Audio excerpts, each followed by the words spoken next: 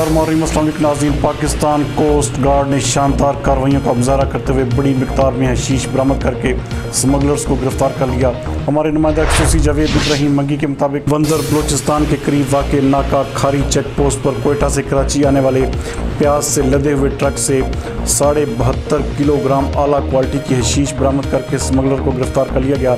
जबकि एक और कार्रवाई के दौरान नाका खारी चेक पोस्ट से कोच में सवार एक मुसाफिर की तलाशी के दौरान 3.5 किलोग्राम आला क्वालिटी की हशीश बरामद हुई, जबकि मुसाफिर को हिरासत में ले लिया गया। पकड़ी जाने वाली मंशियात प्याज और ट्रक की मालियत तकरीबन 1 करोड़ 32 लाख रुपए के लगभग है। बरामदशुदा मंशियात ट्रक और 2 स्मगलर्स को हिरासत में लेकर मजीद तफ्तीश का सिलसिला जारी है। इस हवाले से पाकिस्तान कोस्ट गार्ड हुक्काम का कहना है कि पाकिस्तान कोस्ट गार्ड हर किस्म की स्मगलिंग की रोकथाम के लिए हमा वक्त मसरूफ़ अमल है। पाकिस्तान कोस्ट गार्ड मुल्क की मईशत को मुस्तहकम करने में अपना किरदार अदा करती रहेगी।